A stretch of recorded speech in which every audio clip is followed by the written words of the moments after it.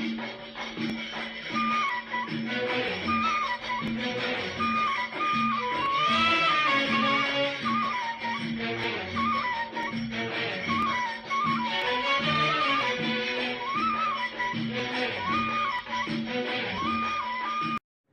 بيكم معايا في درس جديد من دروس تعليم الكروشيه مينوي.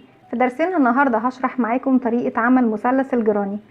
اول حاجه هنعملها مع بعض، احنا طبعا هنستخدم لونين من الصوف او اي خيط احنا حابين نشتغل بيه، ولو حابين نشتغل بلون واحد مفيش مشكله، بس انا حابه النهارده اشرح معاكم بلونين عشان تكون الفكره اوضح. اول حاجه هنبدا نعملها، هعمل حلقه بالشكل دوت على ايدي وهقفل عقدة. هشغل 4 سلاسل، 1 2 3 4.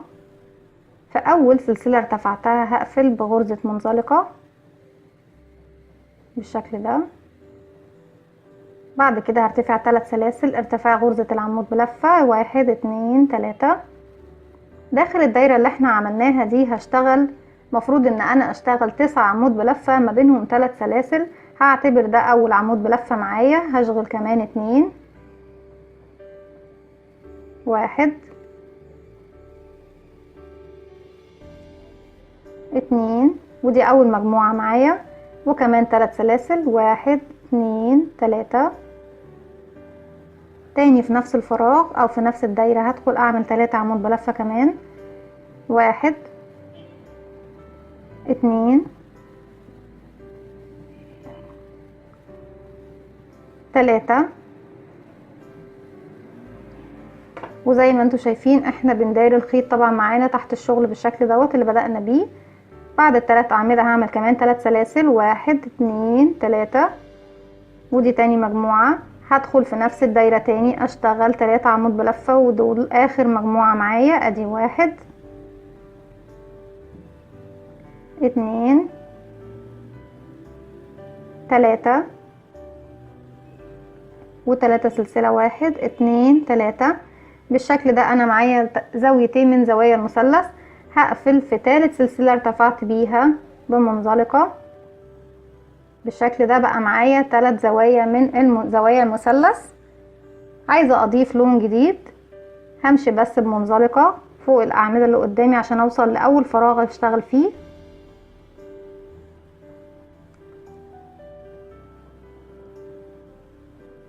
تلاتة، وصلت خلاص للفراغ وعايزة اضيف لون جديد.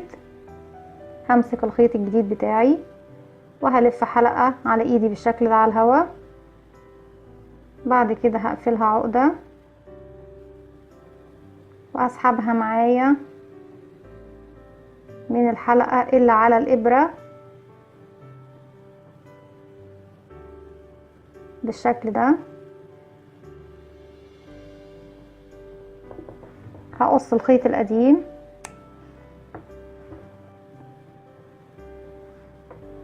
وهمسك طرفين الخيط اخليهم معايا في ظهر الشغل بالشكل دوت من نفس المكان اللي انا واقفة عنده. هرتفع 3 سلسلة 1 2 3، وهشتغل اول فراغ يقابلني. طبعا انا معايا زاوية من الزوايا الثلاثة، وفي كل زاوية من زوايا المثلث هشتغل غرزة صدفة. غرزة الصدفة بتكون مكونة من 3 عمود بلفة 2 سلسلة 3 عمود بلفة. ارتفعت 3 سلاسل وهنعتبرهم اول عمود بلفة معايا. هكمل كمان 2 1 2 و2 سلسلة 1 2. كنا في السطر اللي فات او في السطر الاول بس اللي بنشغل في المسافة ما بين الفراغات 3 سلاسل عشان بس نكون المثلث بتاعنا، لكن بعد كده المسافة ما بين كل الفراغات اللي هتقابلني هتكون بس 2 سلسلة مش 3. في نفس الفراغ هكمل الصدفة بتاعتي وهشتغل كمان 3 عمود بلفة 1 2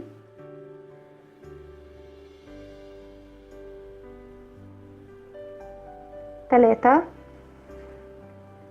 سلسلتين زي ما اتفقنا ان كل المسافة اللي هناخدها بعد كده في كل الفراغات سلسلتين. هروح للزاوية التانية قدامنا اهي، هشتغل فيها غرزة صدفة يعني 3 عمود بلفة. ادي 1 2 3 سلسلتين، 3 عمود بلفة تاني في نفس الفراغ، 1 2 3. ناخد سلسلتين عشان نروح للفراغ اللي بعده. الفراغ اللي بعده زي ما احنا شايفين زاوية من زوايا المثلث، يعني هنشتغل فيها صدفة، والصدفة بتكون 3 عمود بلفة، سلسلتين، 3 عمود بلفة. ادي 1 2 3 سلسلتين تاني في نفس الفراغ، 1 2 3. بالشكل دوت احنا عملنا الثلاث زوايا بتاعة المثلث، وكمان زاد معانا 3 فراغات. ادي زاوية 2 3 فراغ 2 3 اللي احنا هنشتغله دلوقتي، سلسلتين، وهقفل بسلسلة بمنزلقة في ثالث سلسلة ارتفعت بيها بالشكل ده عشان اقفل السطر بتاعي. زي ما احنا شايفين خلاص دلوقتي بالنسبة لنا المثلث بدأ يكون اوضح. كنا اول ما اشتغلنا عندنا 3 زوايا بس، دي 1 2 3. لما ارتفعنا للسطر اللي بعده بقى عندنا 3 زوايا، ادي 1 2 3، ومعانا كمان 3 فراغات، 1 2 3. هكمل السطر اللي جاي بنفس اللون. انا دلوقتي فوق الفراغ دوت، ممكن نرتفع على طول واشتغل في الفراغ على طول، بس انا بفضل ابدأ من عند الزاوية. همشي بمنزلقة فوق كل الاعمدة اللي قدامي بالشكل ده لحد ما اوصل للفراغ دوت وهو الزاوية زي ما احنا شايفين. هرتفع 3 سلسلة، 1 2 3، وهعتبره اول عمود بلفة معايا في المكان ده او في الفراغ ده، ودي زاوية من الزوايا يعني هشتغل فيها صدفة، يعني 3 عمود بلفة، 2 سلسلة، 3 عمود بلفة، 2، لان احنا ال3 سلاسل هنعتبرهم 1، 3 عمود بلفة كده، سلسلتين في نفس الفراغ، 3 عمود بلفة، ادي 1 2 3 سلسلتين عشان نروح للفراغ اللي بعده. وناخد بالنا الفراغ اللي بعده فراغ عادي مش زاوية مش زوايا، يعني هشتغل فيه بس 3 عمود بلفة، 1 2 3.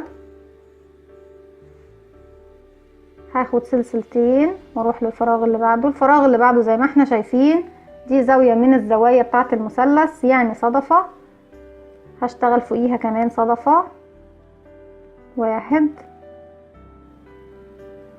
2 3 سلسلتين، 1 2 3 سلسلتين. عاوزة اروح للفراغ اللي بعده. الفراغ اللي بعده فراغ عادي مش زاوية مش زوايا، هشتغل فيه 3 بس عمود بلفة، ادي 1 2 3. بعد كده سلسلتين وهروح للفراغ اللي بعده. الفراغ اللي بعده الزاوية الثالثة يعني هشتغل فيه غرزة صدفة، يعني 3 عمود بلفة، 2 سلسلة، 3 عمود بلفة، 1 2 3 2 سلسلة في نفس الفراغ. هشتغل كمان 3 عمود بلفة، ادي 1 2 3 2 سلسلة، اروح للفراغ اللي بعده. الفراغ اللي بعده زي ما احنا شايفين فراغ عادي مش زاوية مش زوايا، يعني هشتغل فيه بس 3 عمود بلفة، 1 2 3 سلسلتين. خلاص انا في نهاية السطر هقفل بمنزلقة في ثالث سلسلة انا ارتفعت بيها بالشكل ده. زي ما احنا شايفين بدأ المثلث بتاعنا شكله يكون احلى واوضح. همشي بمنزلقة فوق كل الغرز اللي تقابلني لحد ما اوصل للفراغ. هبدل اللون بتاعي، هلف حلقة على ايدي بالشكل ده وهقفلها بعقدة. هسحبها من الحلقة اللي موجودة على الابرة واشد الخيط بالشكل ده. هقص الخيط القديم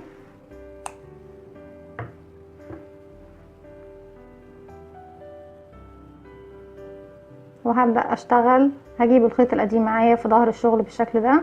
هرتفع 3 سلسلة، 1 2 3، ودي طبعا زاوية مش زوايا، يعني هشتغل فيها صدفة 3 عمود بلفة. ادي 2 3، لان احنا اعتبرنا اول واحد هو ال3 سلاسل ارتفعناهم. بعد كده سلسلتين، بعد كده في نفس الفراغ 3 عمود بلفة كمان. 1 2 3. نراجع مع بعض. احنا كنا في اول المثلث بتاعنا عندنا 3 زوايا بس، ادي 1 2 3، يعني 3 فراغات. ارتفعنا للسطر اللي بعده بقى عندنا 3 زوايا، 1 2 3، وكمان عندنا 3 فراغات 1 2 3. ارتفعنا السطر اللي بعده بقى عندنا ال3 زوايا، وبالاضافة الى 2 فراغ في كل اتجاه. وطبعا السطر ده هيكون عدد الفراغات عندنا اكتر، لان السلسلتين اللي احنا بناخدهم مسافة ما بين كل فراغ والتاني بيدوني فراغ تاني اضافي فوق في السطر اللي بعده. سلسلتين، هروح للفراغ اللي بعده، ده فراغ عادي هشتغل فيه بس 3 عمود بلفة. 1 2 3. الفراغ اللي بعده سلسلتين واروح للفراغ، فراغ عادي. 1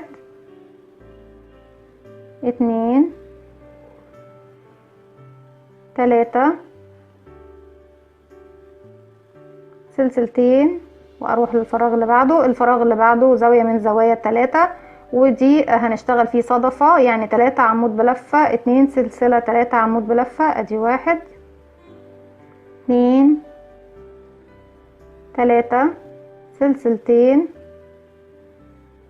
تاني في نفس الفراغ 3 عمود بلفة. دي 1 2 3 بالشكل دوت. سلسلتين نروح للفراغ اللي بعده، فراغ عادي. ادي 1 2 3. سلسلتين، فراغ اللي بعده فراغ عادي 3 عمود بلفة. ادي 1 2 3. وهكمل زي ما انتم شايفين. بدأ المثلث الجراني بتاعي يبان وشكله يبقى حلو جدا. وممكن بس مش نعمله مثلث، يعني احنا ممكن من المثلثات دي نعمل منه مايو بيكيني بيبي صغيرة، بنوتة زغنطوطة. وطبعا هعمله معاكم في مرة ان شاء الله. وكمان ممكن نعمله فرع بزينة رمضان زي ما هو موضح عندكم في الصورة. سلسلتين 1 2، هروح للفراغ اللي بعده، دي صدفة او زاوية من الزوايا، يعني هشتغل فوقيها صدفة تانية. 1 2 3. سلسلتين تاني في نفس الفراغ. 1 2 3. سلسلتين، اروح للفراغ اللي بعده، فراغ عادي يعني هنشتغل فيه 3 عمود بلفة بس. ادي 1 2 3. سلسلتين نروح لاخر فراغ، فراغ عادي. 1 2 3. سلسلتين، وكده خلاص في نهاية السطر هقفل بمنزلقة في ثالث سلسلة ارتفعتها بالشكل دوت. زي ما احنا شايفين مثلث الجراني بتاعنا قد ايه شكله جميل وكان سهل باذن الله. دي كانت فكرتنا النهاردة، اتمنى ان تكون عجبتكم. لو عجبكم الفيديو اعملوا لي لايك وشير وسبسكرايب، واستنوني في فيديو جديد من وي.